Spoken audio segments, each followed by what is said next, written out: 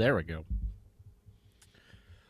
What's up, nerds? Welcome back to Heroes Never Die. It is the second episode of Null Sector. It's been a pretty long day for me. It's been a pretty long week for the Overwatch community. There is a lot to be said, and this is unfortunately not the show in which to say most of it. So, obviously, everybody at this point knows that they have basically canceled probably the biggest thing most people were looking for. Um, it's tough. I mean, like I said, I have a lot to say on it, but I am going to save it for the full show next week because I imagine this will probably be the big talking point for the show next week. So with that, what's in store for Null Sector tonight? Honestly, like I said, it's been a long couple of days for me. We've had a lot of work stuff going on, so we're pretty much going to run down Overwatch League. That's what we're going to do. We're going to save the general Overwatch stuff for the main show. That includes the roadmap. That includes PVE getting axed for the most part.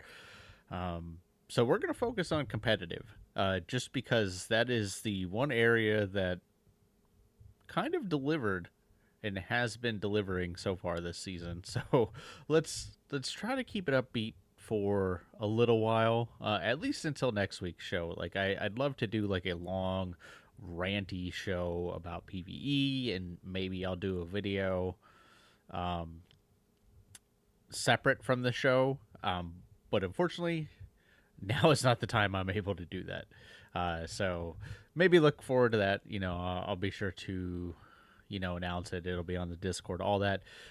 Speaking of which, if you always want to get a hold of us, or you want to, contact any of the hosts, our Discord is the best way to get a hold of us. So it's discord.gg slash OWLN show. Sorry, I'm a little rusty at that. That's normally Totem's job. So without further ado, let's jump right into the competitive. So, whoop, that's not the right page. Look at that. All right, there we go. So, with the current weeks behind us, we just went through week 3 of matches.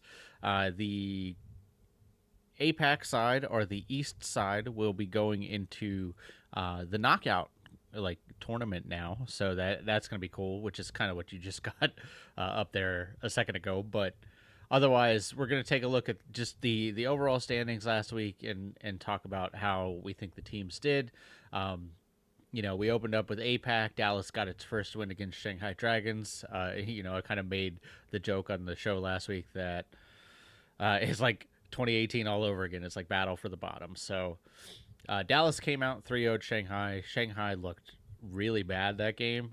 Dallas looked okay. I'm not going to overanalyze them too much just because of how bad Shanghai looked. You'll have to forgive me.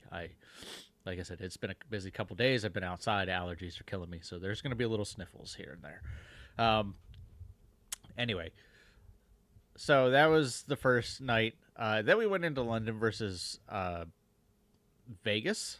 And that game was a shit show, but kind of in a good way. They had to have Malthiel sit because he is having internet problems. So then they brought in their GM Avala, who is not a pro player, but she held her own. Like, she did really well. I was actually fairly impressed, and honestly, that was kind of the most fun I've had watching Vegas all year. It was 3-0, but it wasn't a close, it wasn't a blowout 3-0. It was actually pretty close. There were definitely certain maps that Vegas could have taken. I don't think they would have beaten London, but London are clearly struggling, and London is a team that we can have a little bit more of a talk as we see a little more from them. But moving on, Florida and Valiant had a close game. Valiant actually stepped up and were punching up, whereas Florida looked a little lost in certain brawl comps, so that might be a weakness that they can exploit for Florida. But man, if you let someone on the Winston, you're going to be in for a bad time. Then we got the supposed banger match of the week, which was Atlanta versus Houston. It was fairly close, but Atlanta did start running away with it after probably the third map. So that kind of to me just says Atlanta is so far above any other team right now that it's not even close. Might have to sneeze.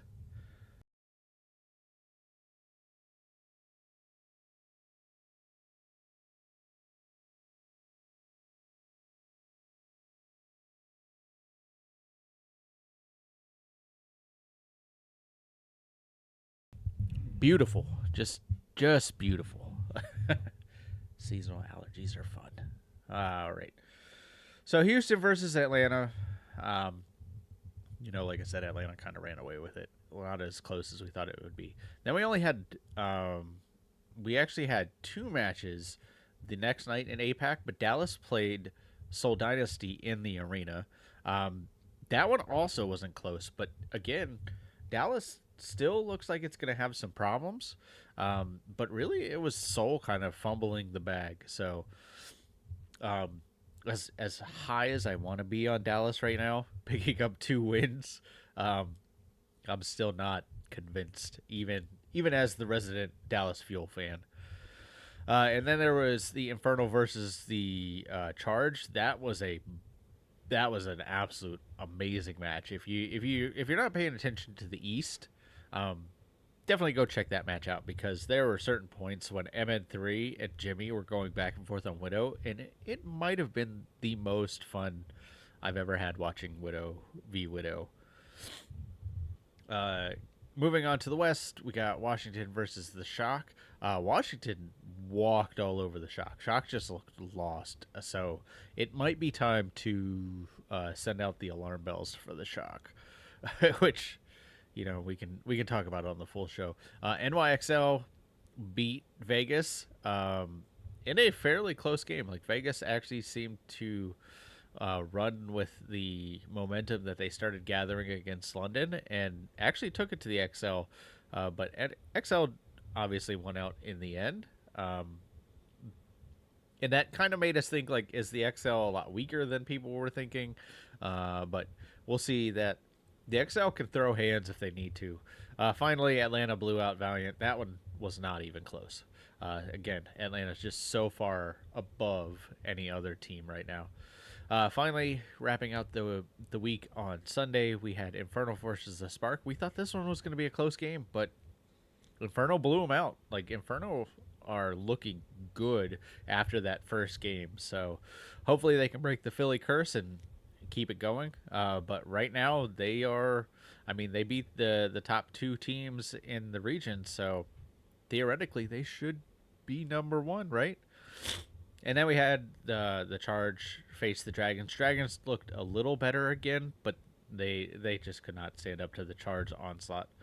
Wrapping up in the West, we have Florida beating London. It was okay. I mean, Florida again just kind of bullied London. Even on the brawl comps, London, obviously you would think would have the advantage, but they kind of went toe to toe.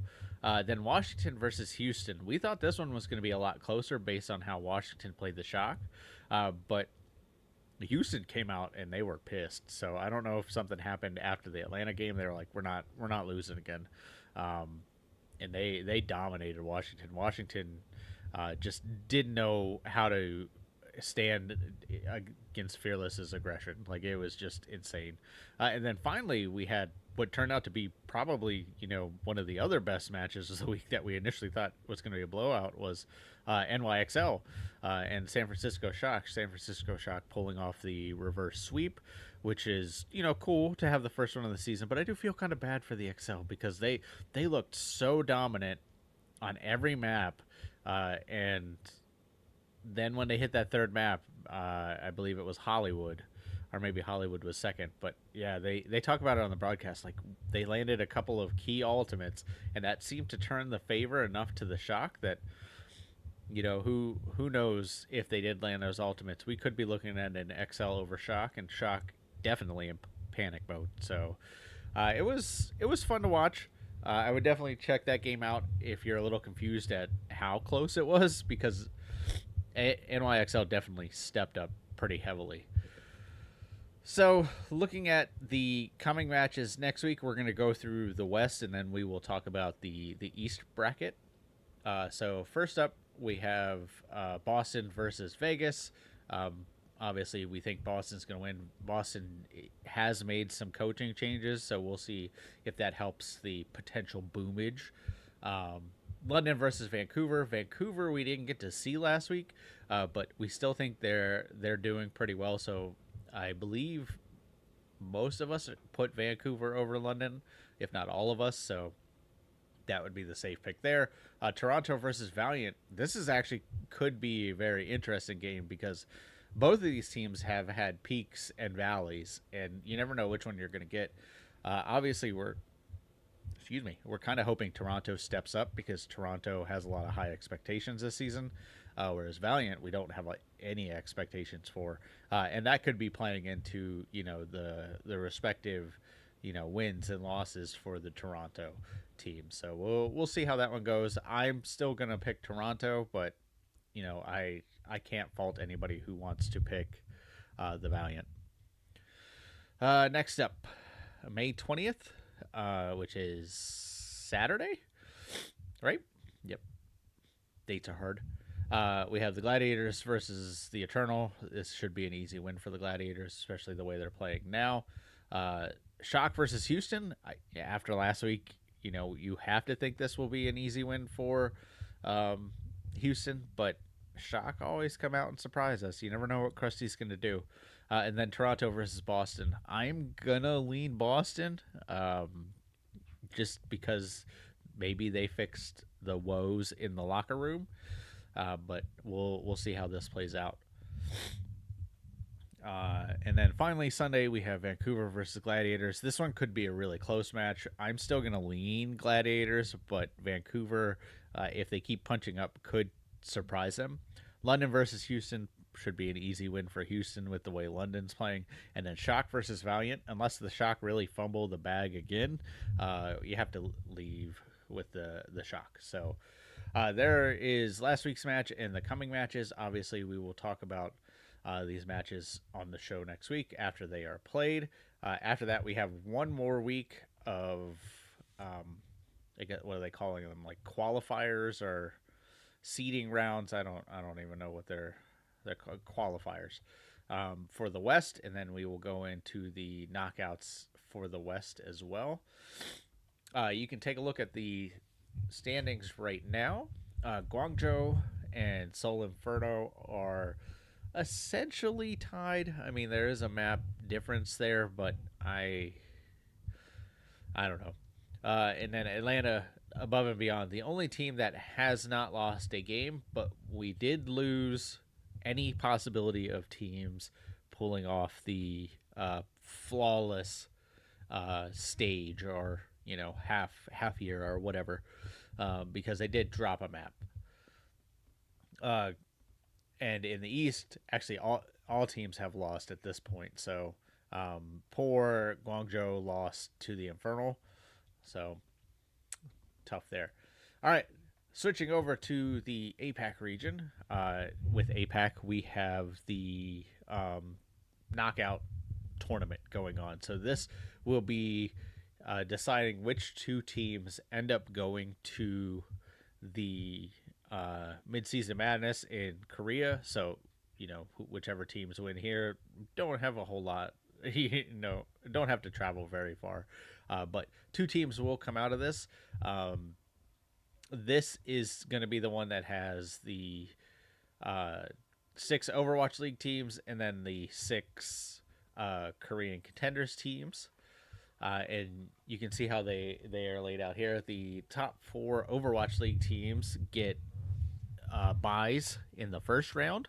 And then from there, it just goes to the standard double elimination, bracket 1, bracket 2 kind of thing. So something interesting here. neither the Guangzhou Charge or the Hangzhou Spark, well, one of them has to be eliminated. So that already is interesting to me. Um, Outside of that, we have the Infernal and Dallas Fuel. You have to think the Infernal are the clear favorites at the bottom, but you don't want to count out any of these contenders teams because both Poker Face and Dreamers looked really good. O2 Blast always has a history of dominating Korean contenders. However, they haven't looked as dominant as they had before, so we'll keep an eye on that. Prisma Gaming, I'm going to keep an eye on, but I don't think they will get very far. Though they could get past the Dragons, I don't think they would get past the Fuel.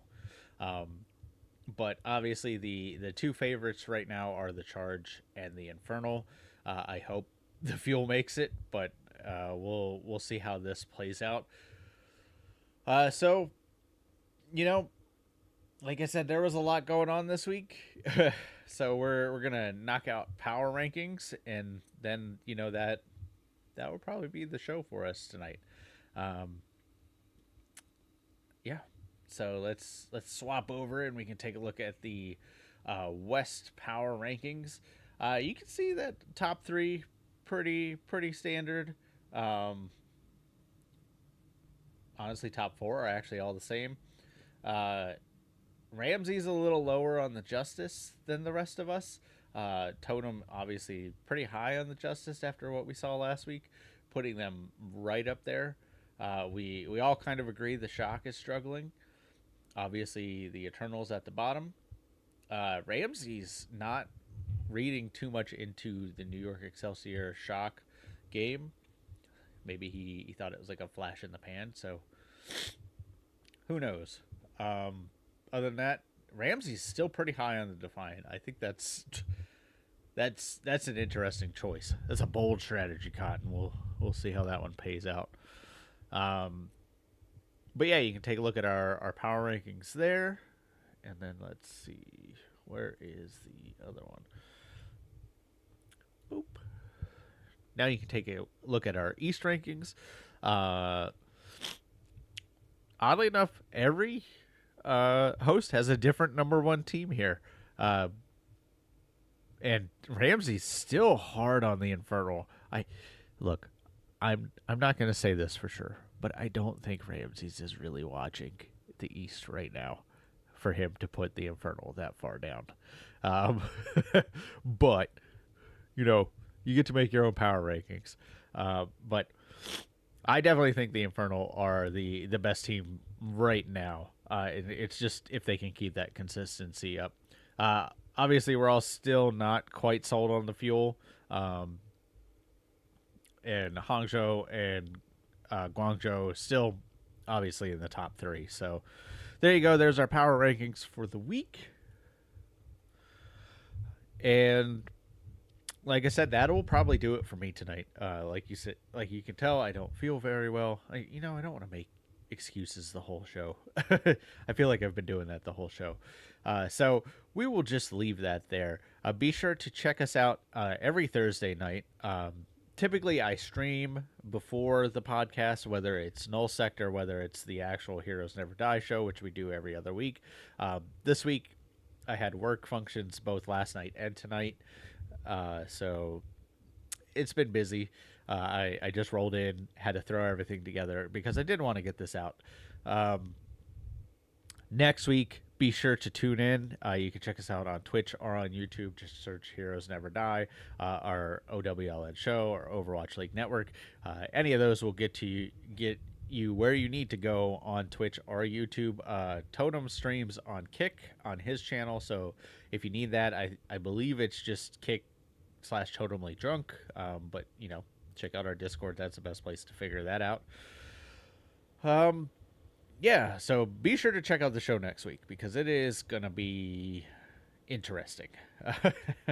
So I'm sure we all have a lot to say. I'm sure it will not be pretty. So with that, I will bid adieu and say goodnight as soon